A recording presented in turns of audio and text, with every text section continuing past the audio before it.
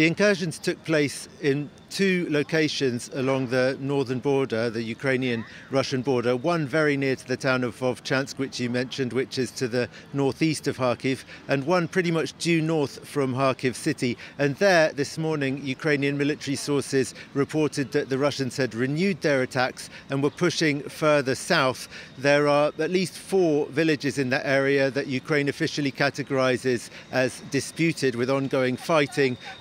Military sources say that really the Russians have taken control of these 4 villages, and clearly they're trying to take more. So, as expected, the fight seems to have renewed again.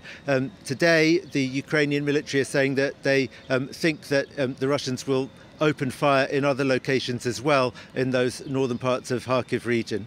Gulliver, what can you tell us about the civilians living in Kharkiv region?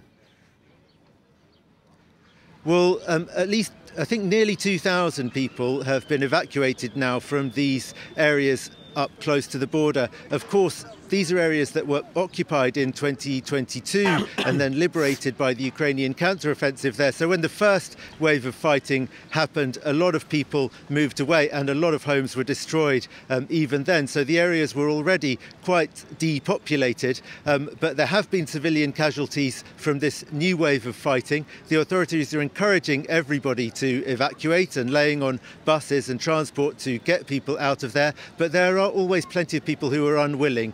Vovchansk, I think, had a population of about 40,000 before the full-scale invasion. Now it was estimated before this recent bout of fighting at just 3,500, but of those only a few hundred from the town of Vovchansk, actually agreed to evacuate. It's mostly elderly people who are there, poor people who feel like they don't have anywhere else to go. And also in the case of Vovchansk, which is right up against the Russian border and was always trading with Russia, there are quite a lot of people in that town who have pro-Russian sympathies, even still now today.